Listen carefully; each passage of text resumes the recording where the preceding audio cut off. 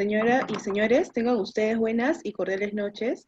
En esta oportunidad tengo el privilegio de poder presentar a un destacado ponente internacional, quien abordará el tema de la neurobiología del trauma por abuso sexual infantil.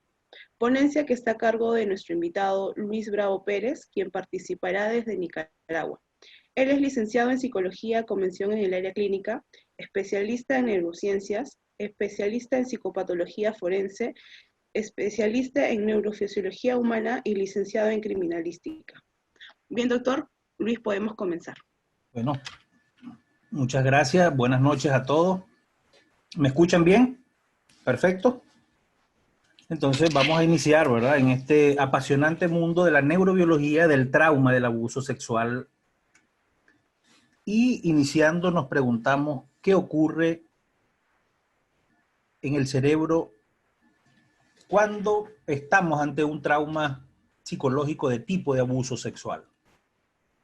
Es interesante conocer desde el punto de vista de la neurociencia y de la neurofisiología qué ocurre en el cerebro cuando existe un abuso sexual o un trauma de tipo de abuso sexual. Si una persona vive violencia en edades tempranas, comprendida en periodos de 3 años, 5 y 13 años, el cerebro genera exceso de cortisol en el organismo, afectando el desarrollo y la maduración de estructuras cerebrales muy importantes como el hipocampo, el hipotálamo y la amígdala cerebral.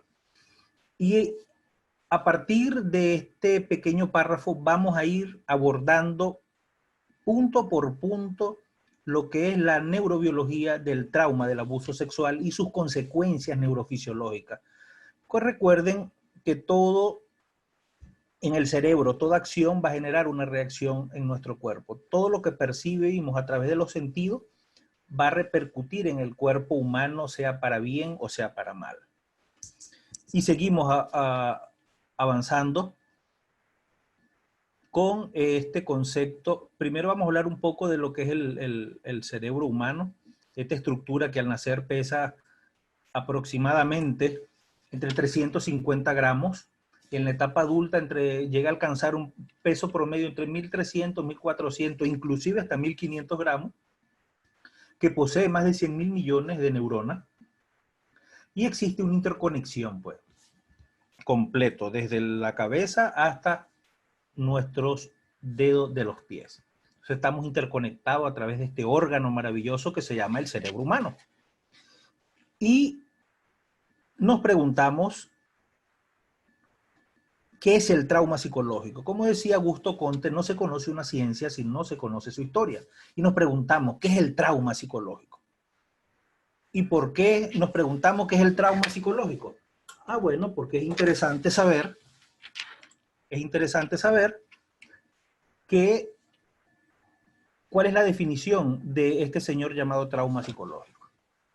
El trauma psicológico lo podríamos definir como un acontecimiento presente en la vida de casi todo ser humano, en la medida que todos hemos tenido algún tipo de experiencias traumáticas que han determinado patrones de comportamiento que en el momento van a resultar disfuncionales, y estos modifican la estructura biológica quedando codificado en nuestro ADN, en nuestra biología, manifestándose por la activación de estímulos ulteriores o posteriores. Esto es una definición que realicé en el año 2018, cuando culminaba pues mi tesis sobre neurociencia y neurofisiología humana. Y para hablar de neurociencia, de trauma psicológico, es importante hacer referencia a Pierre-Marie Félix Janet, conocido simplemente como Pierre Janet. Este señor fue un filósofo y neurólogo francés que se interesó mucho por el trauma y sus consecuencias. Entonces ustedes él hizo muchos estudios, fue impulsor de la psicología experimental, pero él se interesó mucho por el trauma y sus consecuencias, que es lo que nos interesa estudiar. Igualmente existen otros estudiosos del trauma a nivel mundial de reconocida trayectoria, como es Lurie, Jacques Pansé, Kahn, Balzer van der Kolk, Onno van der Haar, Susan David Pescovich, Susana Mario Salvador y Peter Levine. Estos son algunos extractos de estudiosos del trauma psicológico. Muy interesante que nosotros, psicólogos, le demos una repasada a las bibliografía de estos señores estudiosos del trauma psicológico. Y por supuesto, hablando de trauma, es interesante estudiar esto que ustedes están viendo ahorita en sus pantallas. El trauma psicológico es como nuestro cuerpo responde ante la amenaza de supervivencia. Y esta es una definición del doctor Peter Levine. ¿Por qué? Bueno, porque nosotros, los seres humanos, se nos van a activar nuestros instintos más antiguos de supervivencia, que están codificados en nuestra biología, en nuestro ADN, y lo compartimos con los animales. Y estos instintos de supervivencia son básicos, que es la vida y la muerte. Y nosotros, los seres humanos, la compartimos con los animales. Y les voy a explicar por qué. Pero antes de seguir avanzando, quiero decirles algo que Pierre Janet siempre decía sobre el trauma psicológico. Él hacía referencia al trauma psicológico como un resultado de la exposición de un acontecimiento estresante, inevitable, que va a sobrepasar los mecanismos de afrontamiento de la persona, de nosotros los seres humanos. Cuando las personas o cuando nosotros nos sentimos demasiado sobrepasados por emociones, los recuerdos no pueden transformarse en experiencias narrativas neutras. El terror se va a convertir en una fobia al recuerdo que va a impedir la integración del acontecimiento traumático y va a fragmentar los recuerdos traumáticos, apartándolo de la conciencia ordinaria y dejándolos organizados en percepciones visuales, preocupaciones somáticas y reactuaciones conductuales. Vean lo interesante de esta definición que decía Pierre Janet, y le voy a decir por qué. Pierre Janet, cuando él hablaba de esto, ustedes, los que son psicólogos, deben saber, y si han ido a juicio, cuando están presentes una persona que ha sido abusada sexualmente o una persona que haya sufrido un accidente de tránsito o una persona que haya sufrido un evento traumático muy fuerte, ellos no pueden contar el evento traumático. Entonces, ustedes escuchan que hay colegas psicólogos que dicen, es que esa persona está mintiendo, o ese niño está mintiendo. No, no es que él está mintiendo, es que él no puede contar el evento traumático, cómo ocurrió. ¿Por qué? Porque es tanto el estrés que le produce narrar el acontecimiento vivido, que no, él se le entrecorta las palabras y no puede narrar de manera reiterada o de manera consecutiva el evento traumático. Por eso es que Pierre Janet decía que el terror de narrar el evento traumático se convierte en una fobia al recuerdo. Entonces, las personas que han sufrido eventos traumáticos no pueden recordar o no quieren recordar porque eso le causó demasiado dolor. Contar un abuso sexual es fuerte. Entonces, no es que la persona está mintiendo, sino que la persona no puede recordar ese evento traumático y al recordarlo le produce un terror que se le va a fragmentar los recuerdos y lo va a apartar de su conciencia normal ordinaria, dejándolo organizado en percepciones visuales y preocupaciones somáticas. Y esto es importante. Hay un ejemplo muy particular cuando yo hablo de los acontecimientos traumáticos y la fragmentación de los recuerdos, dejándolo organizado en percepciones visuales. Hay personas que sufrieron eventos traumáticos y cuando pasan por un lugar, no quieren pasar por ese lugar porque en ese lugar fue que le ocurrió el evento traumático. Igualmente que las personas que lo muerden, las serpientes, ellos le tienen miedo a los cables. No pueden ver un cable porque piensan que es una serpiente, o no pueden ver un rollo de una manguera o de cualquier cosa en el piso porque se asustan. Entonces eso ocurre. Eso ocurre. Esas percepciones visuales y preocupaciones somáticas, ¿verdad? Y reactuaciones conductuales son las consecuencias de los eventos traumáticos. Y Pierre Janet en su definición lo decía muy claro. Por eso, mis estimados colegas psicólogos y estudiantes que están presenciando, es importante que nosotros nos demos un paseo por los principales estudiosos del trauma psicológico, que nos va a servir mucho para recordar y para refrescar información. Aquí, por supuesto, pueden ver en esta imagen cómo el cerebro humano está estructurado en capas y cómo ha ido evolucionando. Entonces, tenemos el reptiliano, el sistema límbico y el neocórtex. Entonces, de esto vamos a hablar más adelante, solamente estamos haciendo la pequeña introducción para ir desarrollando.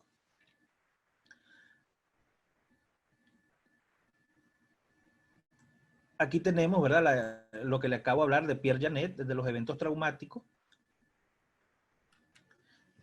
Y seguimos hablando del trauma psicológico.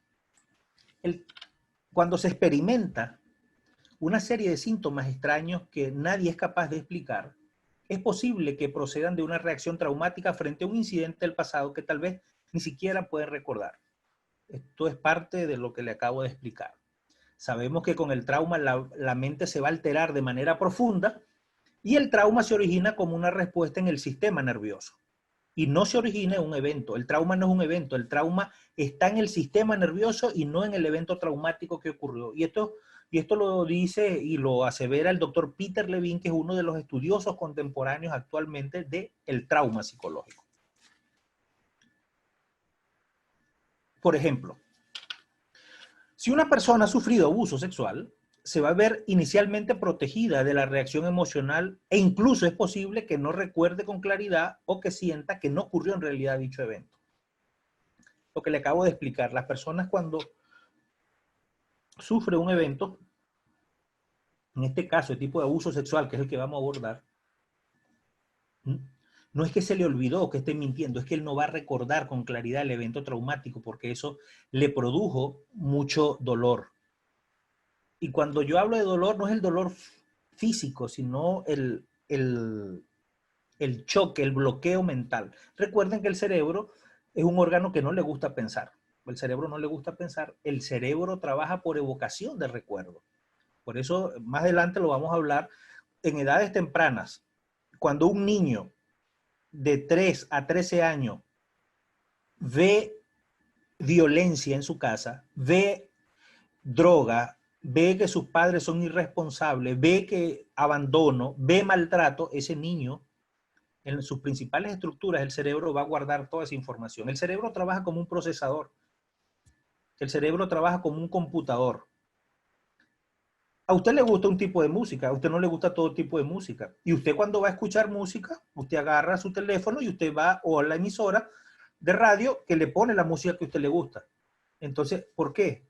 No es que esa música es la que me gusta, pero ¿por qué le gusta? Porque usted cuando era pequeña, esa era la música que usted siempre escuchaba.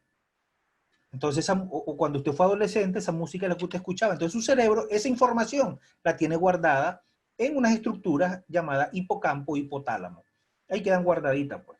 Entonces, si usted aprendió a ser cariñoso porque su mamá era cariñosa, si usted vio que hay algo muy interesante, van los cobradores y le dice la mamá a su hijo, fulanito de tal, si viene el cobrador, dile que no estoy. Y la mamá está dentro de la casa y sale el niñito, tocan la puerta, buena, ¿está la señora? No, no está. Y la mamá está adentro. Mi mamá mandó a decir que no estaba. Entonces, ¿qué pasa? Ese niño está aprendiendo a qué, a mentir. Entonces nos preguntamos, ¿y por qué ese niño mío si es mentiroso? ¿Quién lo enseñó a decir? O sea, nosotros los adultos somos los responsables ¿de qué? De los comportamientos de los niños. Y eso tiene que ver mucho con el trauma psicológico, que es lo que vamos a ir abordando de manera paulatina. ¿Qué le quiero decir con esto? Que los niños que son abusados sexualmente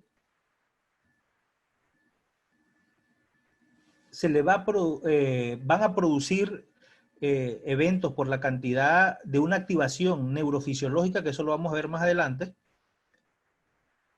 En el abuso sexual se activan procesos neurofisiológicos, no solamente en el abuso sexual, en todo tipo de trauma.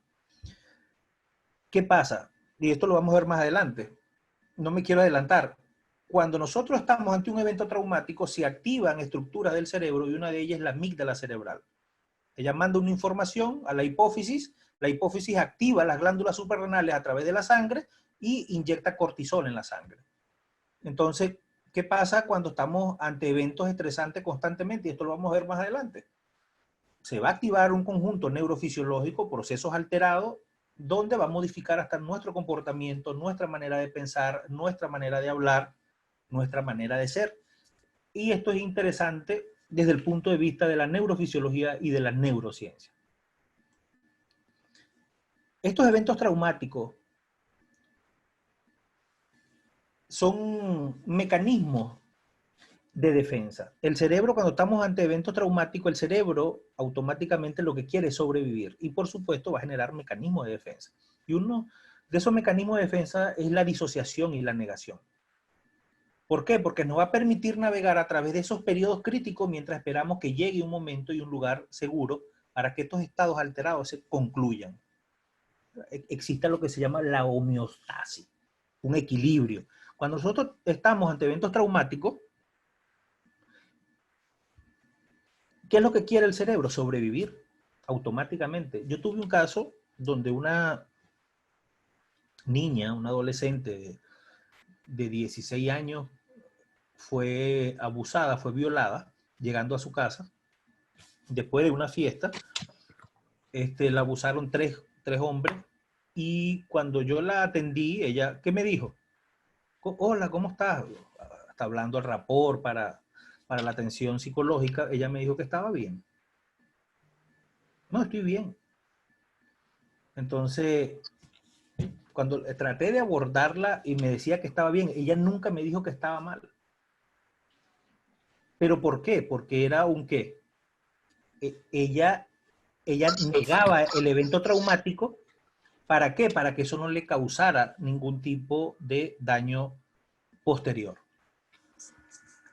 Hasta que, por supuesto, ella, aplicando técnicas de tratamiento psicoterapéutico, en esos estados que ella mantenía alterado, yo pude lograr que ella llegara en un punto donde esos estados bajaran sus niveles para que ella pudiera contar el evento traumático y yo pudiera atenderla. Pues. Y eso ocurre no solamente con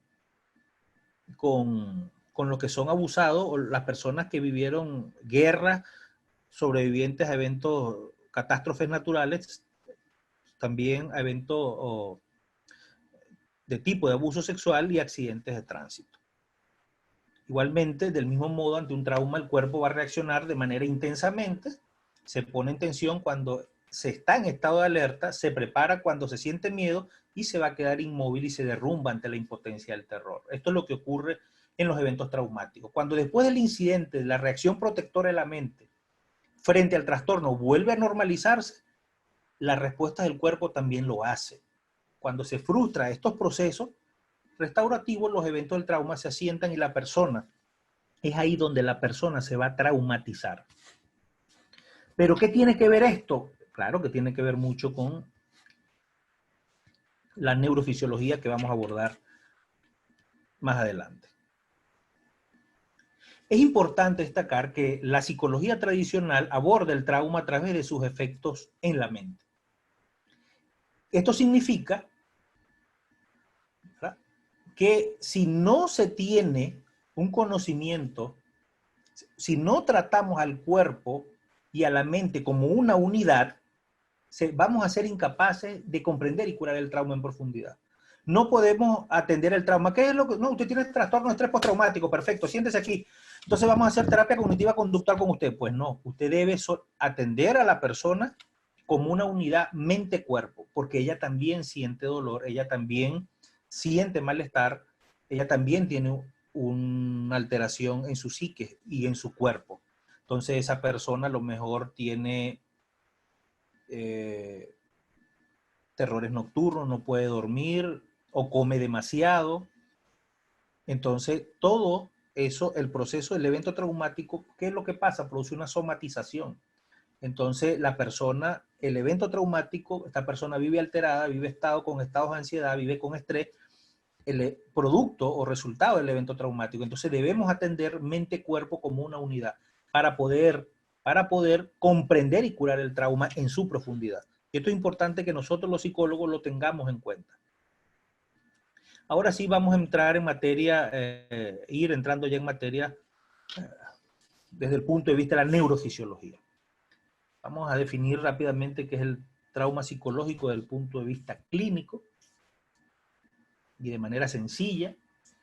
Es la forma en que el cuerpo va a responder a la amenaza y por lo tanto cómo ese cuerpo se va a organizar alrededor de esa amenaza. Los enfoques dirigidos al tratamiento del trauma han de contemplar necesariamente el trabajo con el cerebro subcortical y con el cuerpo. Y nos preguntamos, ¿y qué es ese cerebro subcortical? Bueno, el cerebro subcortical es un grupo de núcleos que en caso de sufrir una lesión va a experimentar una disminución y una serie de capacidades y habilidades psicológicas, una disminución en el funcionamiento del hipocampo, una disminución del cerebelo, de la amígdala y de los ganglios basales. Y aquí, en esta lámina que les presento, estas son las estructuras del cerebro afectadas por el trauma psicológico. Entonces, vamos a hablar rápidamente del tálamo. ¿Qué es el tálamo? El tálamo va a ser como una estación repetidora de información y también tiene que ver mucho con el ciclo de sueño, vigilia y la conexión con los sentidos del cuerpo humano. Entonces, el tálamo y esa función que le acabo de decir se va a ver afectada a consecuencia del evento traumático.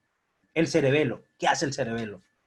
Crea alteraciones en la coordinación, el equilibrio y mantenimiento de una postura corporal fija.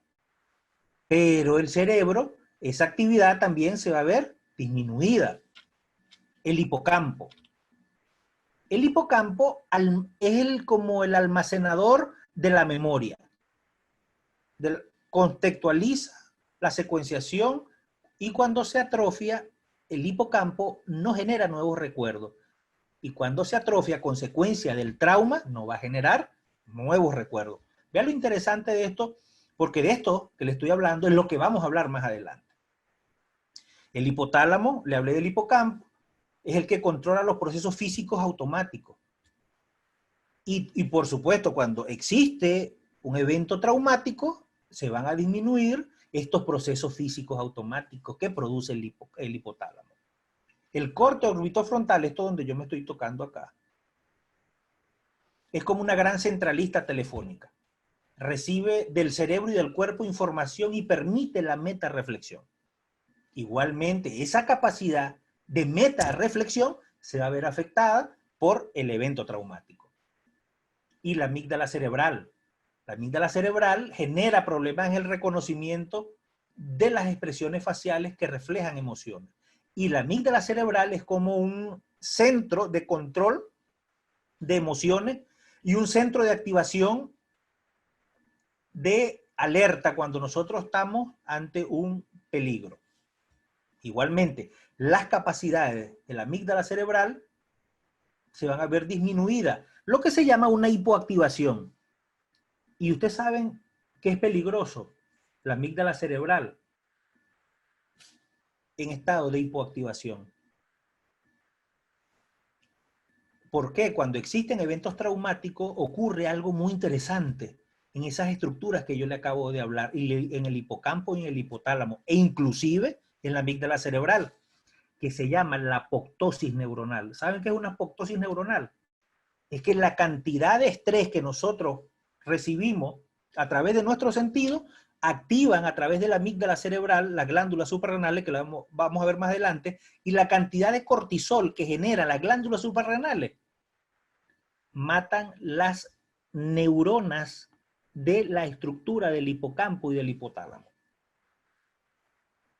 Entonces, la capacidad del ser humano de generar nuevos recuerdos está nula.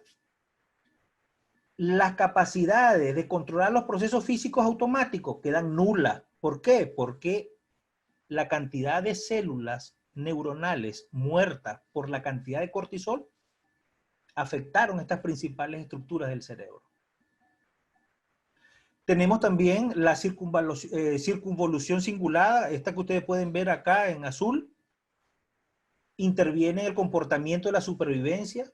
Igualmente, por el trauma psicológico se va a ver afectada. O sea, va a quedar nula. Los ganglios basales, igualmente. Los ganglios basales, cuando existe una afectación por causa del evento traumático, generan mal de Parkinson, distonía, enfermedad de Wilson, y va a existir prácticamente una disfuncionabilidad del proceso cerebral en activación normal. Seguimos avanzando y nos preguntamos, ¿qué es el trauma? El trauma lo podríamos definir como un evento psicológicamente angustiante que está fuera de la gama de la experiencia humana normal y a menudo con una sensación de intenso miedo, terror e impotencia. Eso lo podemos definir como trauma. Pero nos preguntamos, ¿qué es el trastorno de estrés postraumático? Entonces podríamos definir, vea que hay una gran diferencia entre el trauma y el trastorno de estrés postraumático, porque el trastorno de estrés postraumático es un trastorno neuropsiquiátrico que puede desarrollarse después de un evento traumático que va a incluir los cambios en el funcionamiento emocional, conductual y fisiológico. Y escuchen bien la gran diferencia con el trauma. Es un evento psicológicamente angustiante que está fuera de la gama de la experiencia humana normal y a menudo con una sensación de intenso miedo, terror e impotencia. Pero el trastorno de estrés postraumático no. ¿Por qué? Porque va a producir cambios en el funcionamiento emocional, conductual y fisiológico. Y se desarrolla después del evento traumático. Entonces ya tenemos una definición de trauma y de trastorno de estrés postraumático. Estos son algunos de los síntomas del trastorno de estrés postraumático: los recuerdos intrusivos, la evitación, los cambios negativos en el pensamiento y el estado de ánimo, y los cambios en las relaciones emocionales. De los recuerdos intrusivos podemos decir que son los pensamientos no deseados, involuntarios, imágenes o ideas desagradables que pueden convertirse en obsesiones. Podríamos decir que son molestos o preocupantes y puede ser de difícil manejo y de difícil eliminación. En la evitación, bueno, ya todos sabemos que es la evitación, pues, es un comportamiento que realizamos cuando tenemos miedo a enfrentarnos a situaciones difíciles que pueden provocarnos estados de ansiedad. Entonces seguimos avanzando y tenemos otros síntomas asociados al trastorno de estrés postraumático, como es la reexperimentación del evento intrusivo al evento en varias formas sensoriales de tipo flashback, evitar recordar el trauma, la hiperactivación crónica en el sistema nervioso autónomo, entumecimiento emocional y algunas otras que ustedes tienen aquí. Y entramos en lo que es las perturbaciones somáticas que están en el núcleo del abuso sexual. Y podríamos decir que son síntomas de terror físico con características de hiperactivación. Entre ellas tenemos la tasa cardíaca acelerada, el sudor frío, la respiración rápida, palpitaciones cardíacas, hipervigilancia y reacciones de sobresalto. Estas son algunas de las características de la hiperactivación por la perturbación somática de un evento traumático. Y estas son algunas de las características que nosotros, los seres humanos, compartimos con los animales cuando estamos ante un peligro o ante un evento estresor. Nosotros compartimos estas tres características: la lucha, la huida y la parálisis.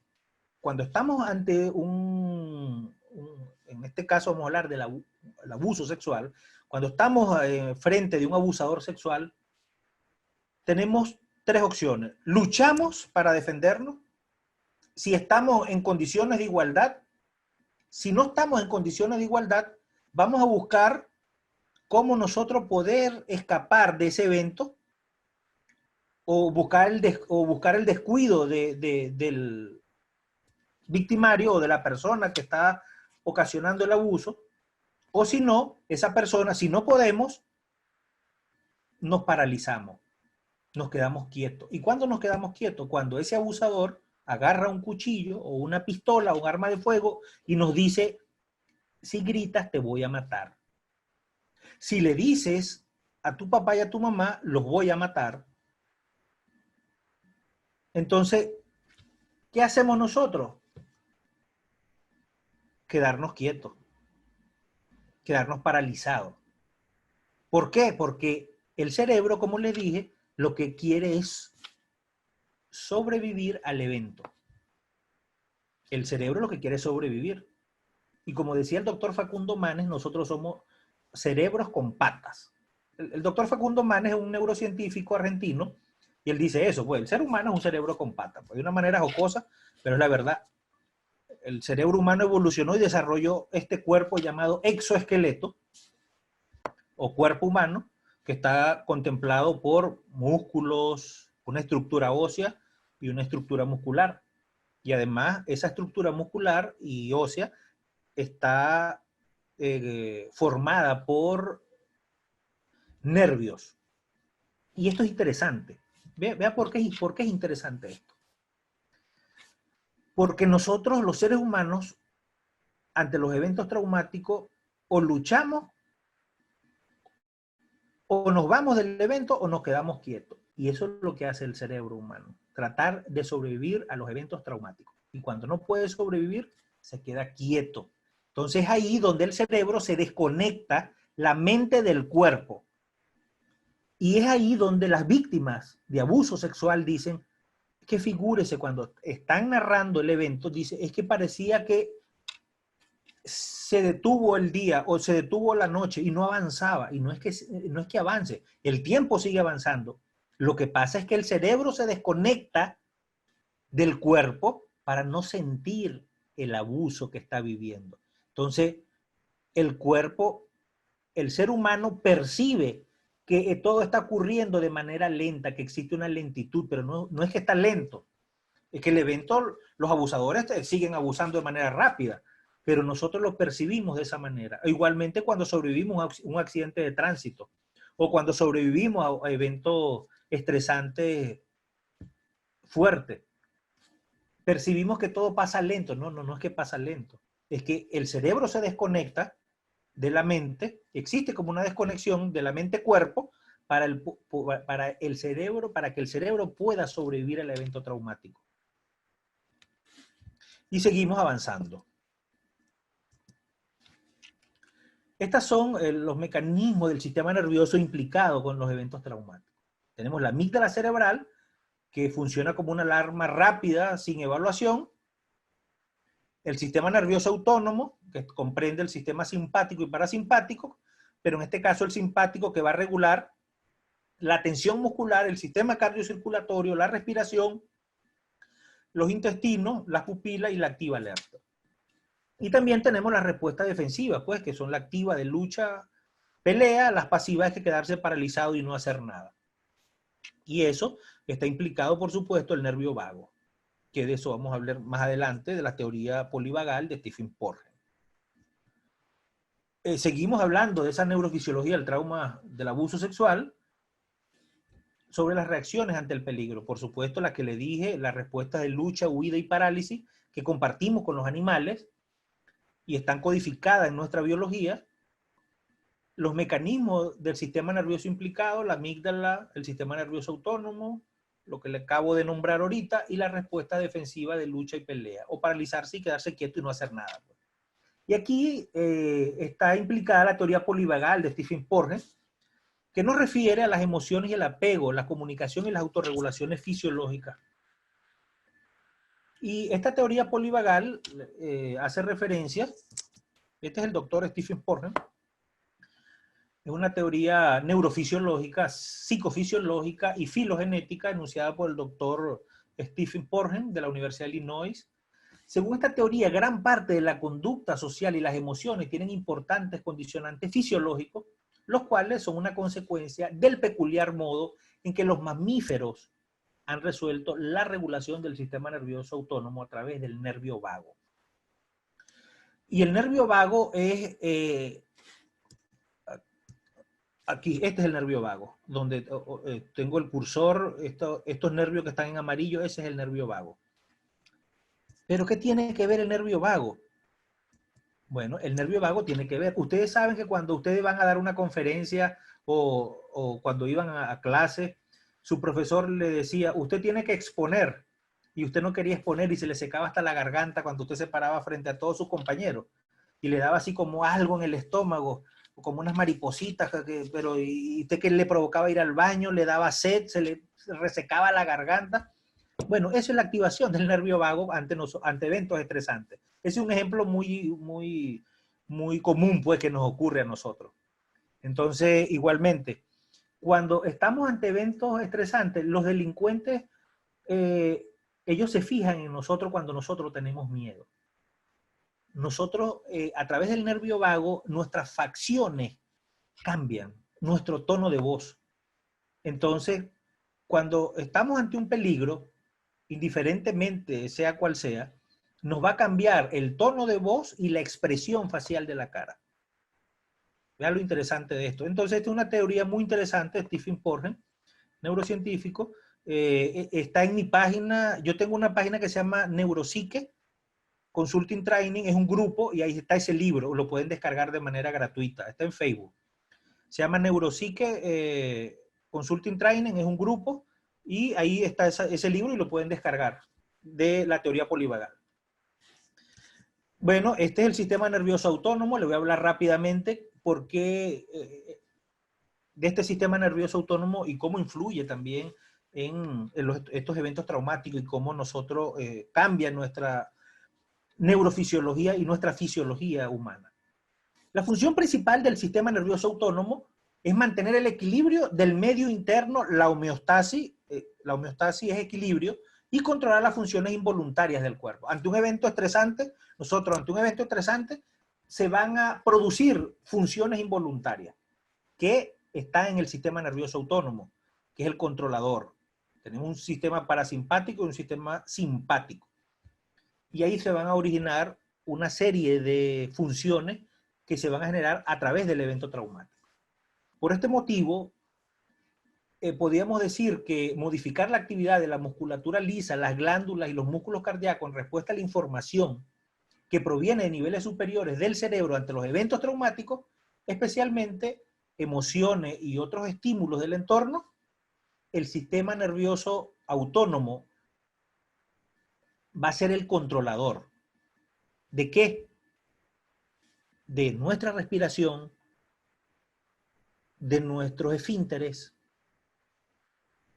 ¿A través de qué? De la glucosa que va a inyectar el cortisol ante estos eventos estresores. Entonces, ¿qué hace? Vamos a hablar rápidamente del sistema nervioso simpático. ¿El sistema nervioso simpático qué hace?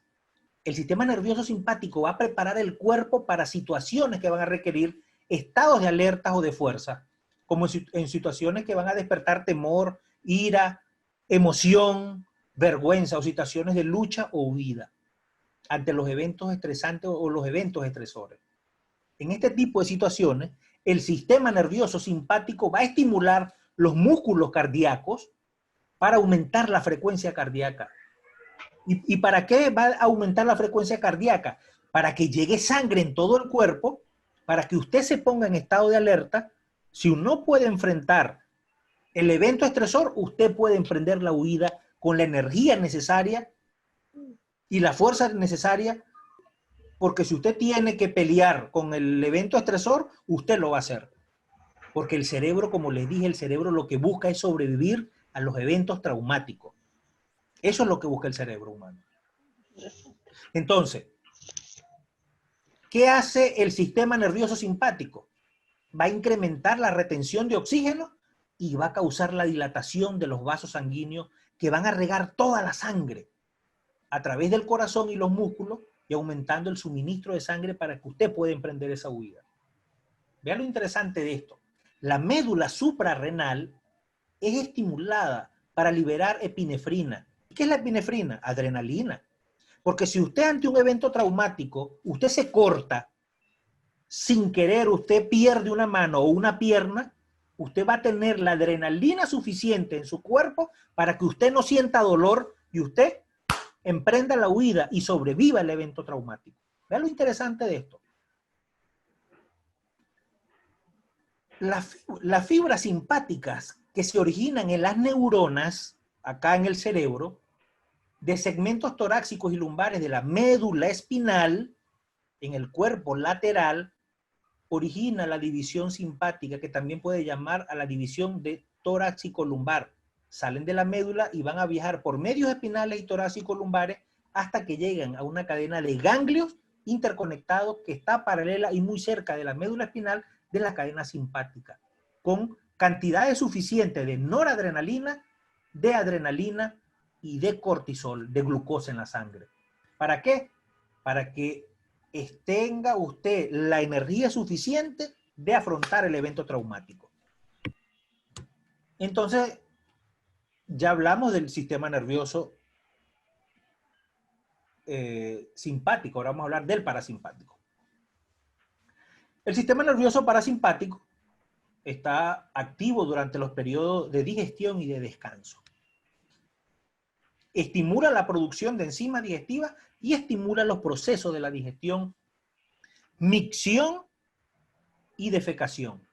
Reduce la presión arterial y la frecuencia cardíaca y respiratoria y conserva la energía mediante la relajación y el descanso. Las fibras neuronales que salen del sistema nervioso central, tronco y médula, viajan por nervios craneales y por nervios espinales sacros, sobre todo del nervio vago. Y ya le expliqué qué ocurre en el nervio vago. Llegan a los ganglios y que se encuentran situados en las vísceras o muy cercanas de ellas, a diferencia de la división simpática que hacía la sinapsis entre neuronas preganglionares y postganglionares en ganglios localizados muy cerca de la médula, lejos generalmente de los órganos efectores.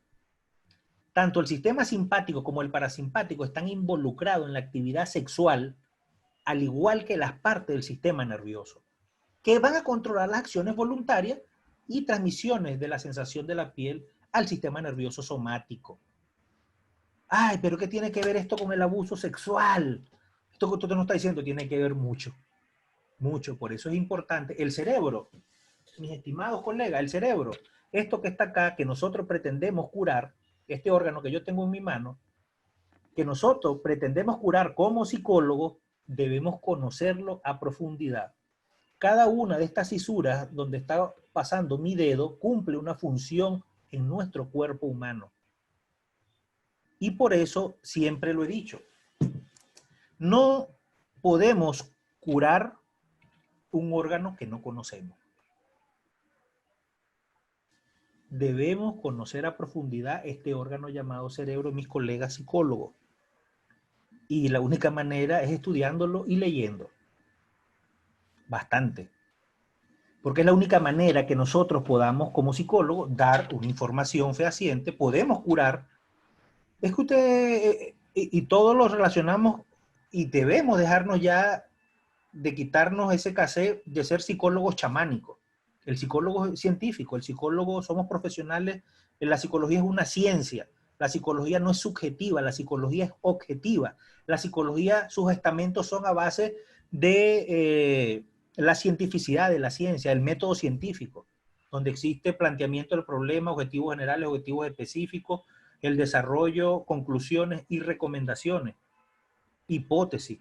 Entonces, así debemos trabajar nosotros a nuestros pacientes y debemos conocer a profundidad y de manera científica este órgano que pretendemos curar y algunas veces hasta peritar que desconocemos. Entonces, vamos a salir rápidamente ya de lo que es la parte, para entrar un momentico sobre los temas de trauma y disociación, para ya entrar en lo que es la parte neurofisiológica. La disociación como defensa, trauma y disociación. En el trauma psicológico, además de la respuesta de alarma activada por el sistema nervioso simpático que acabamos de ver, y además estudiamos el simpático y el parasimpático, y debido a que las respuestas de defensas activas son disfuncionales, se va a activar simultáneamente el sistema nervioso parasimpático que acabamos de hablar de ello. Se produce un estado de quedarse helado de miedo, terror sin palabras, llamado inmovilidad tónica, y eso lo expliqué anteriormente cuando yo les decía que las personas que estaban viviendo un evento traumático sentían que el mundo se enlentecía o se quedaba quieto o se paralizaba. Pero no es que se paraliza el mundo, es que es un estado, la disociación, es un mecanismo de defensa para la supervivencia del cerebro. Este estado alterado de la conciencia, llamado inmovilidad tónica, es un estado alterado de la conciencia donde no existe una percepción Nosotros, el cuerpo no tiene una percepción del evento traumático. Como mecanismo, el cerebro agarra y se refugia. Él se desconecta y entonces nosotros vemos que todo ocurre de manera lenta, como una película en cámara lenta.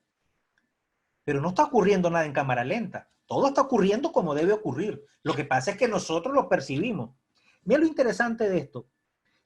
Todos los sentidos del cuerpo humano están acá arriba. Todo. Arriba, en el cerebro. El cerebro tiene el control de todo. Entonces, aquí en la parte trasera, que es el lóbulo occipital, está la visión en el lóbulo occipital. Tenemos la visión, lóbulo occipital, aquí en el cerebro. De este lado tenemos el oído. El habla está cerca del oído, igualmente que el olfato. Y la parte del frente, todo que está aquí, este lóbulo prefrontal, es lo que nos diferencia a nosotros de los animales, donde se permite la metarreflexión, la cognición de los pensamientos y de los procesos. Lo que le quiero decir con esto es que todo se encuentra acá en la parte de arriba. Entonces, se desconecta ante el evento traumático, no desconectamos, o el cerebro se desconecta de la mente-cuerpo, y por eso algunas veces no hay miedo, no sentimos dolor, pero no son respuestas que nosotros elegimos. Son respuestas automáticas que se generan por el sistema nervioso simpático y el sistema nervioso parasimpático. Son respuestas automáticas no elegidas que se generan de manera automática. Porque, como siempre le he dicho, el cerebro lo que busca es sobrevivir. Igual tenemos la disociación como mecanismo de defensa, en el que la identidad, la memoria, las ideas, los sentimientos y las percepciones se han separado del conocimiento consciente y no pueden ser recuperados o experimentados de manera voluntaria. En otras palabras, es cuando estamos en un entorno hostil y amenazante y nos desconectamos. Mente-cuerpo se separan. ¿Y qué sucede en el cerebro cuando estamos ante un estrés permanente? Y aquí vamos a abordar, estos son... recuerden que la definición de trastorno de estrés postraumático tiene que ver mucho con estas características. Son sobrevivientes de guerra, desastres naturales, violencia y abuso sexual. ¿Qué sucede en el cerebro ante un abuso sexual? Y esto es lo que vamos a abordar. Decía la doctora Irene Intevi que se suele comparar el abuso sexual contra niños como un balazo o un disparo en el aparato psíquico. Vean lo interesante de esta definición de la doctora Irene. ¿Por qué? Porque estudios científicos han demostrado y confirman que el abuso sexual aumenta 4 veces el riesgo de tener una enfermedad en la adultez. Escuchen bien. El estudio científico demuestran y confirman que el abuso sexual aumenta 4 veces el riesgo de tener una enfermedad en la adultez. Depresión, 2 veces.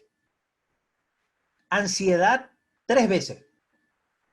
Trastorno de la personalidad, 5 veces. Trastorno de la conducta, 7 veces. Más consumo de alcohol y drogas, comportamiento antisocial, trastorno de estrés postraumático y suicidio. Vean lo interesante de esto.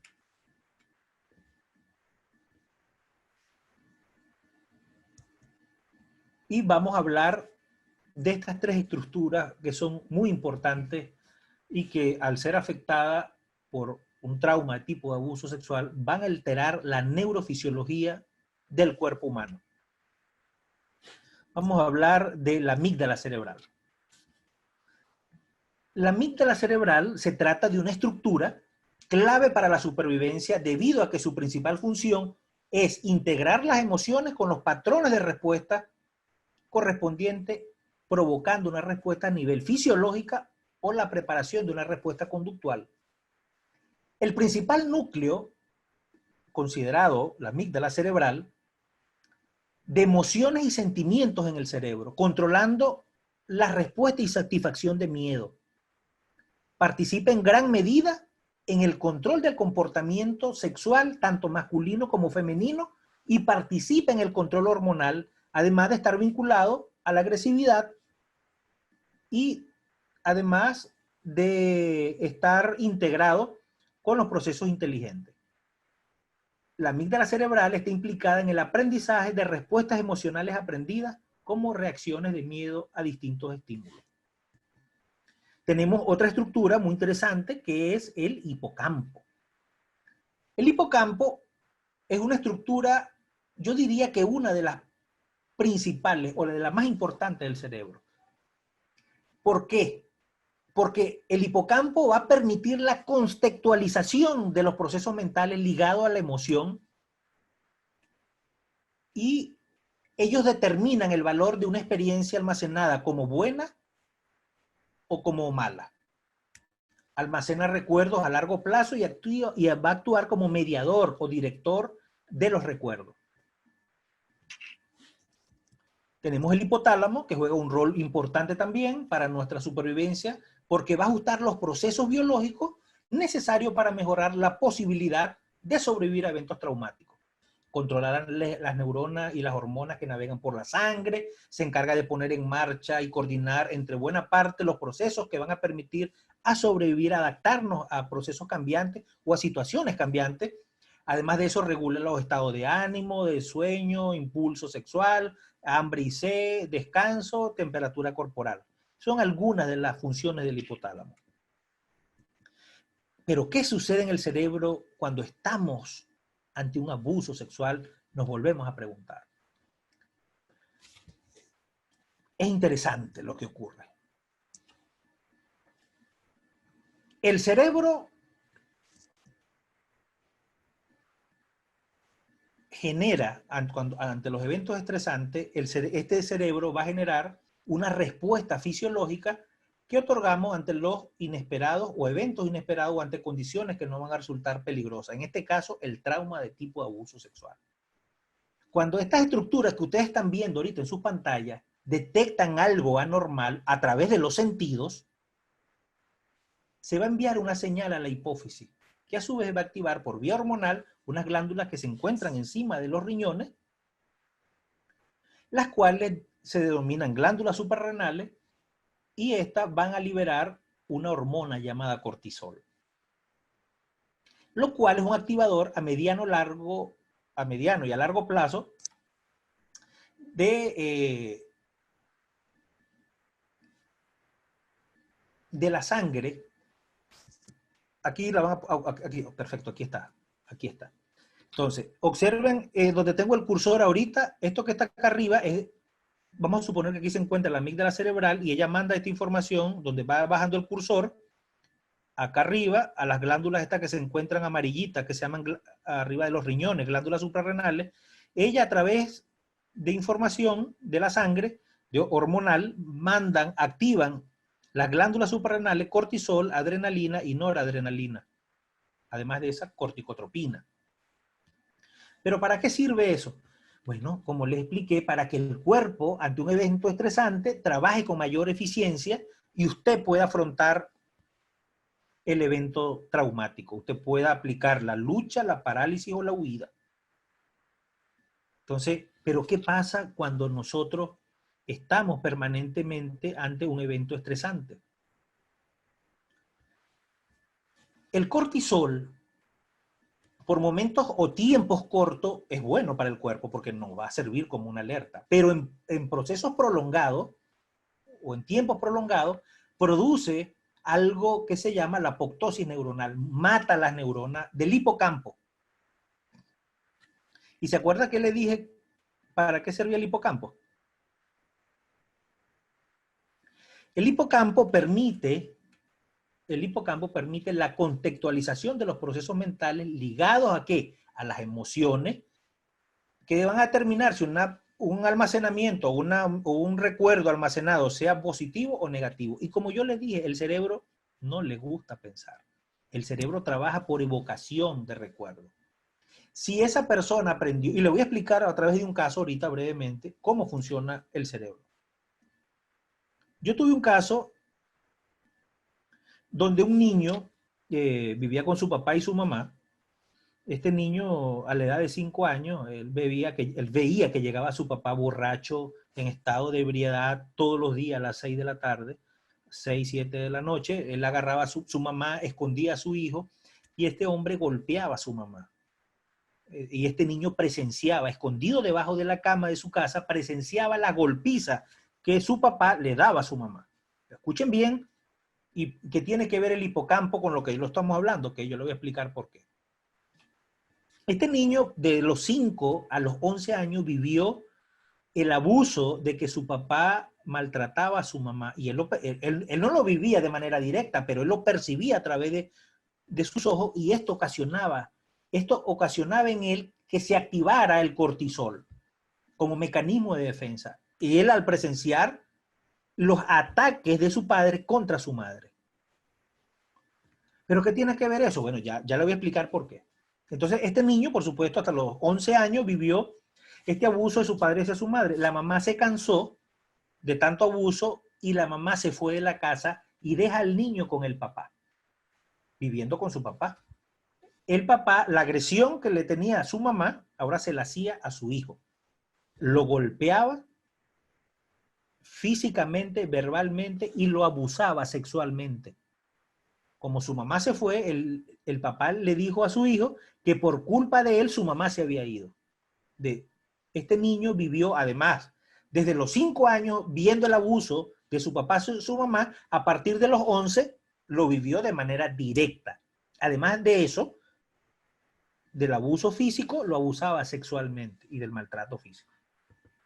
Por supuesto, ocurrió un problema en la casa donde este niño se le cayó uno de los perfumes de su padre, llegó borracho, lo golpeó, en la casa que estaba impregnada de perfume. Entonces el papá preguntó que faltaba un perfume, él le dijo que se le había caído y se rompió el perfume.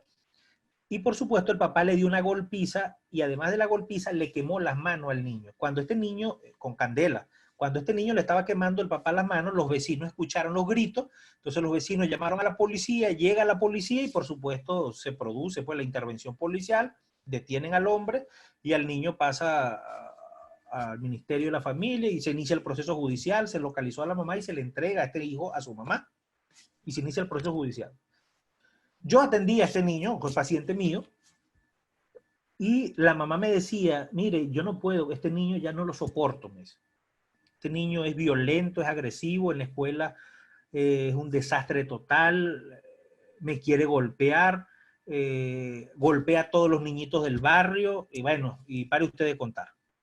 Vea el comportamiento. Estoy hablando de hasta los 12 años que fue que ocurrió el evento traumático. Este niño vivió prácticamente la mamá se va, lo abandona, como 2 años con el papá. Bueno, conviviendo con el papá ocurrió abuso sexual, violencia psicológica, violencia intrafamiliar y violencia física.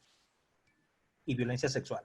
Este niño, por supuesto, a través de la cantidad de cortisol que había generado su cuerpo, al ver que su papá le pegaba a su mamá, este niño, por periodos consecutivos recurrentes de cortisol en la sangre, le produjo a él una apoptosis neuronal.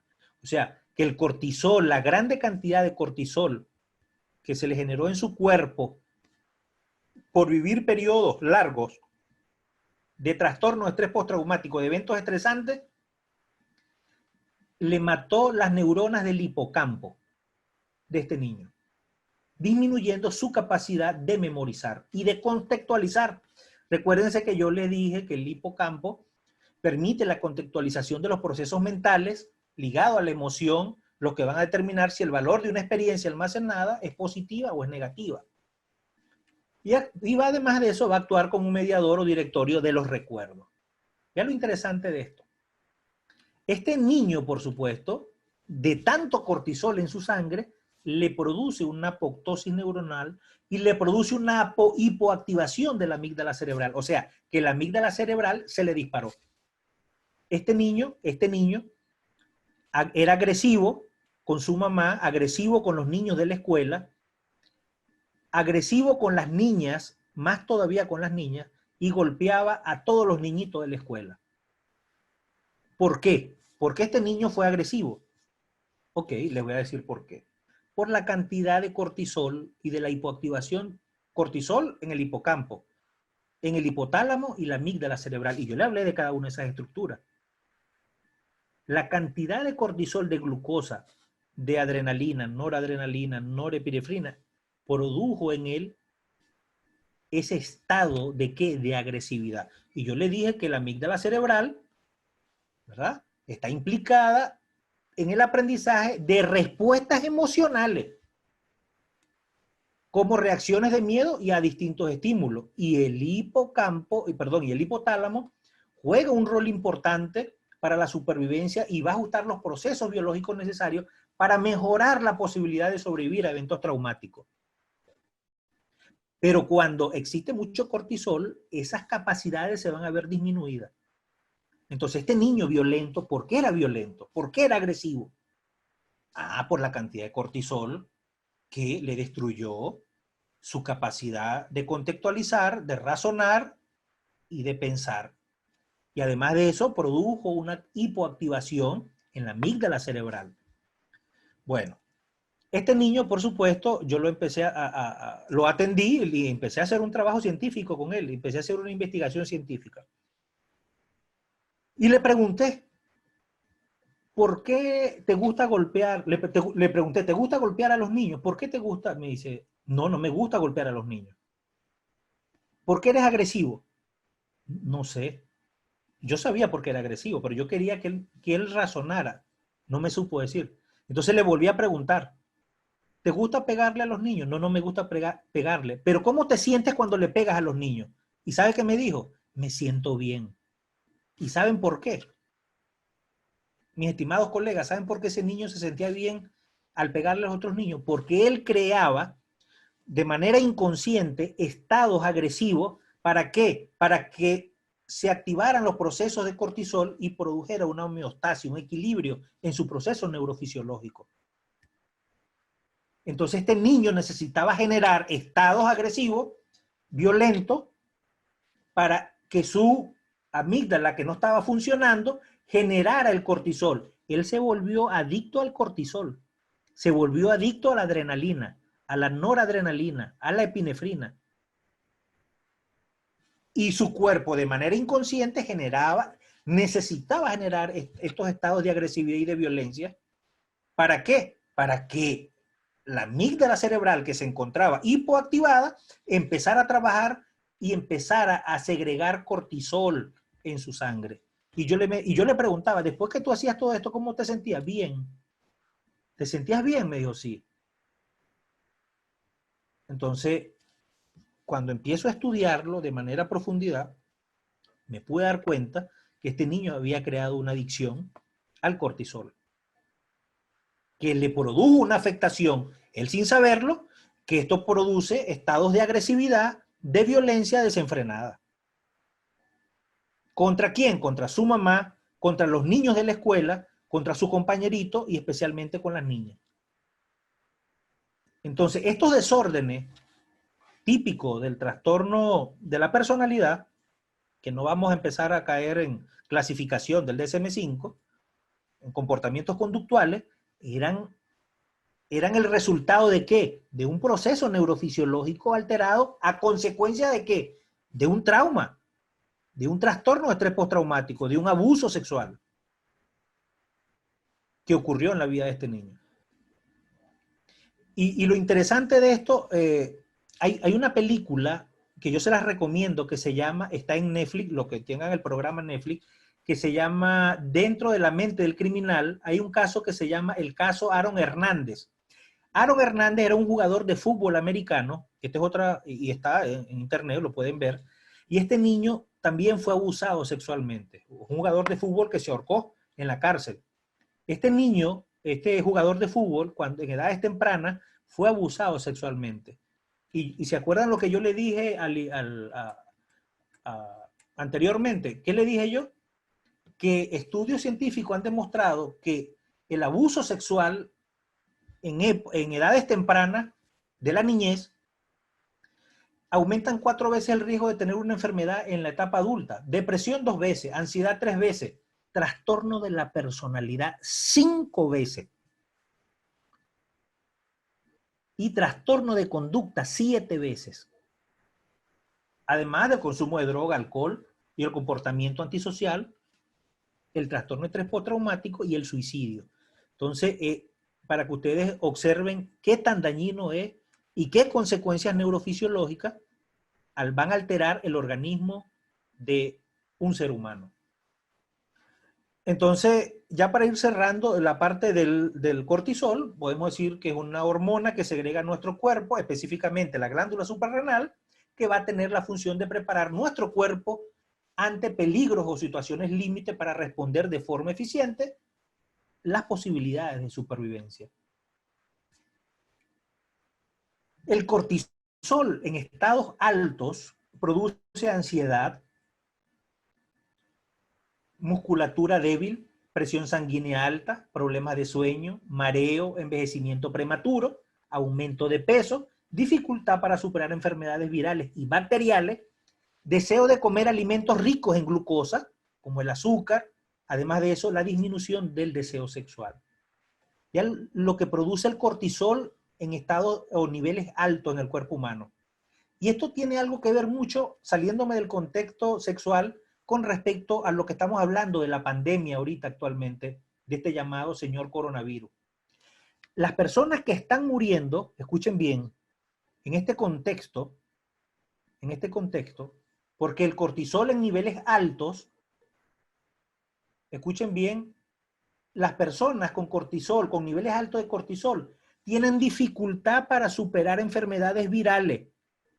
Y el coronavirus, el COVID, que es un virus, entonces los niveles altos de cortisol dificultan la capacidad de superar enfermedades virales y bacteriales. Entonces las personas que están muriendo a consecuencia de este señor llamado coronavirus o COVID-19 tienen cortisol alto. No sabemos qué ocurrió en la vida de ellos. Y el cortisol, a consecuencia del trastorno de estrés postraumático, dispara la amígdala cerebral, la hipoactiva, y empiezan a trabajar de manera directa. ¿Sabían que el cortisol, yo hice un estudio en combatientes de guerra o en veteranos de guerra, y la mayoría de todos los veteranos de guerra tenían o sufrían de diabetes? ¿Y saben por qué? ¿Por qué la mayoría de los veteranos de guerra sufren de diabetes? Por los niveles de cortisol. ¿Y a qué se deben los niveles altos de cortisol? A estar en situaciones estresantes día a día. Estos se disparan y producen lo que le acabo de explicar completamente. Por eso es importante que las edades de los niños, de los seres humanos, entre la vida, entre los 3, 5 y a 13 años, todo lo que aprenda en estas edades lo va a marcar de por vida. Si un niño aprende a ser violento, a vivir estados de violencia, ese niño va a ser violento. Si ese niño vive estados de agresividad, ese niño va a ser agresivo. Y ya se los dije como un ejemplo. Si ese niño vive constantemente abuso, maltrato, viven en la calle, este niño va a aprender eso. Por eso es muy importante, cuiden a sus hijos, y las edades tempranas, desde los 3 hasta los 13 años, 5, 3, hasta los 13 años, es muy importante, porque van a marcar la vida del ser humano. Y todo lo que ese niño aprenda, sea bueno o sea malo, lo va a marcar de por vida, lo va a marcar de por vida. El caso concreto, el caso de Aaron Hernández, este niño jugando con sus primos y unos vecinos del barrio. Este niño, Aaron Hernández, jugador de fútbol americano, lo pueden ver en YouTube, en Netflix. Son 3 capítulos muy interesantes. Estaban jugando el escondido, no sé cómo se llama, el contar, y el escondido, el escondite, no sé. Y lo violó un vecino, lo abusó sexualmente a este jugador de fútbol americano. Y este empezó a desarrollar conductas en etapa adulta, conductas antisociales, conductas violentas, conductas agresivas, consumía droga, consumía alcohol, siendo un jugador famoso de fútbol americano, conductas antisociales empezó a desarrollar. Es tanto así que asesinó al concuñado de él, al novio de la cuñada de él, lo asesinó, y estaba involucrado en otros homicidios. ¿Y qué hizo él? Se suicidó. ¿Por qué? porque él tenía una homosexualidad reprimida, porque él quería mantener su estatus de macho, de hombre, y él no decía que era homosexual. Entonces todo esto conlleva, ¿verdad? Los abusos sexuales conllevan a un daño casi irreparable. No digo que no se pueden reparar, pero sí causan problemas devastadores en la psique del ser humano. Y no solamente el abuso sexual, el maltrato psicológico y el maltrato físico también. Pero les tengo una buena noticia, que también existen las psicoterapias y las psicoterapias van a ayudar a resolver este tipo de problemas. Eso sí, bien aplicadas, bien hechas. Tenemos para ella la terapia cognitiva conductual, tenemos la terapia EMDR, tenemos la terapia Brain Spotting, que voy a hablar de cada una de ellas de manera brevemente. Por supuesto, todo el mundo conoce la terapia cognitiva conductual, que es un abordaje científico donde existe una evaluación, un tratamiento y un seguimiento, y es una forma de tratamiento psicológico que se puede aplicar en muchos ámbitos y problemas. Específicamente la podemos utilizar en estos tipos de problemas de trastorno de estrés postraumático. Igualmente tenemos la terapia MDR, que fue reconocida en el año 2013 por la Organización Mundial de la Salud, y la Organización Mundial de la Salud recomienda esta terapia para el tratamiento de trastorno de estrés postraumático. La terapia MDR, en su sigla en inglés, que significan terapia psicológica de desensibilización y reprocesamiento por el movimiento ocular. Este modelo de terapia toma en cuenta los componentes biológicos implicados en las dificultades emocionales, enfocándose en las sensaciones físicas, las creencias negativas y los estados emocionales asociados a los síntomas que perturban y provocan sufrimiento en la persona.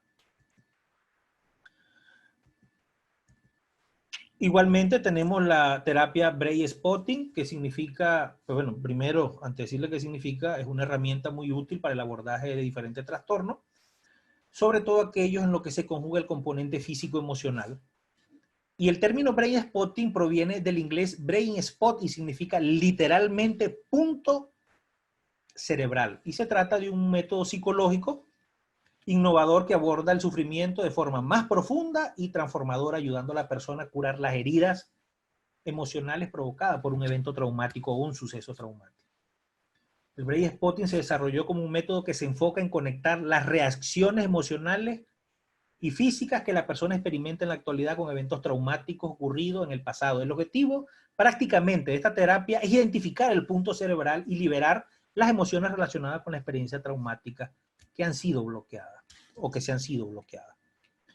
Bueno, estos son algunos elementos neuroquímicos afectados por el trauma de abuso sexual, como es la dopamina, la serotonina, la progesterona, la vasopresina. Estos son los más comunes, no quise entrar en profundidad, solamente escogí esto para hablarle un poco de cómo estos elementos neuroquímicos son afectados por el trauma del abuso sexual.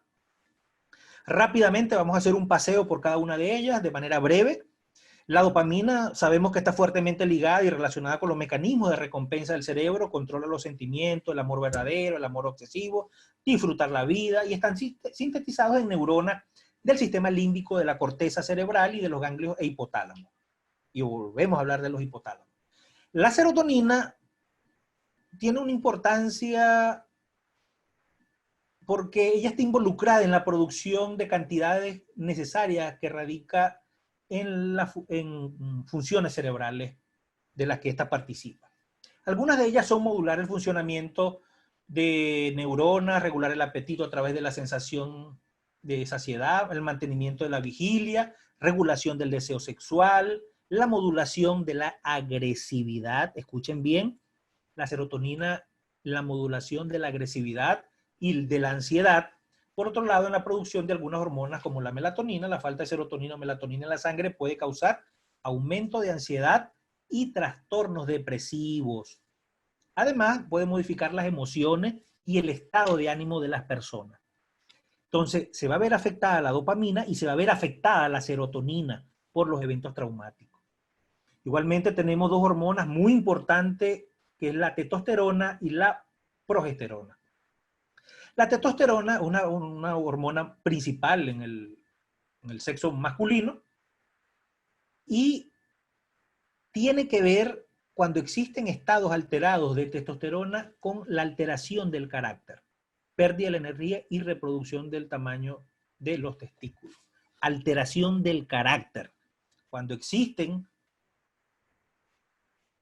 desregulación de la producción de esta hormona, va a producir alteración del carácter. Entonces tenemos que la testosterona tiene que ver con el carácter, tenemos que la serotonina tiene que ver con la ansiedad, con la depresión y además modifica emociones. Vean lo interesante de esto. Y la progesterona, que es una hormona sexual femenina, también tiene que ver ¿con qué? Con el carácter. Igualmente en la mujer. Además de eso, con los cambios de humor. Igualmente con el carácter. Entonces, vea cómo todo existe una interconexión. Nuestro cerebro existe y está interconectado. Estos son algunas fichas de memoria que yo siempre hago sobre el trastorno de estrés postraumático. El trauma es una memoria almacenada y codificada de manera disfuncional que hace sentir que la amenaza sigue presente. El trauma psicológico, el punto central de las personas que han sido traumatizadas es que no pueden analizar ni entender lo que sucede cuando experimentan las sensaciones físicas de un trauma pasado. Si una persona vive violencia en edades tempranas, comprendida en 3, 5 y 13 años de edad, esta genera estrés y este produce exceso de cortisol en el organismo que afecta el desarrollo y la maduración de estructuras cerebrales importantes como el hipocampo, el hipotálamo y la amígdala cerebral. Entonces nos preguntamos, ya para concluir, la conducta, ¿qué es la conducta criminal? Y esta es una definición que también realicé en el año 2018. Dice que las consecuencias de la conducta criminal son los efectos de procesos neurofisiológicos alterados que se generan en el cerebro. El resultado altera el proceso biológico y por ende observamos patrones de conductas atípicas o anormales. Y este es el caso del niño. ¿Se acuerdan del niño cómo le pregunté cuando él empezaba a atacar a sus otros compañeritos y era violento en clase? ¿Qué dijo él? Cuando yo le preguntaba, ¿por qué te gusta hacer eso? Él me decía que no sabía. Y le volví a preguntar, ¿pero te sientes bien? ¿Qué me dijo? Que sí, que se sentía bien al ser agresivo, al maltratar a su compañero de clase. ¿Por qué? Porque él estaba generando cortisol, una alteración de los procesos neurofisiológicos para que le produjera a él en homeostasis o equilibrio de esos procesos hormonales neurofisiológicos que están en el cuerpo humano. Bueno, ya para ir cerrando, estos son algunos de mis libros escritos, La psicopatología forense, el mal, la violencia y la agresión humana desde una perspectiva neurocientífica, neurobiología del trauma psicológico, estrés y trastorno de estrés postraumático, va a salir próximamente, psicopatología forense, el abuso sexual infantil y sus consecuencias neurofisiológicas, y otro que se llama la experticia balística. Todos están en texto físico, no lo tengo digital todavía.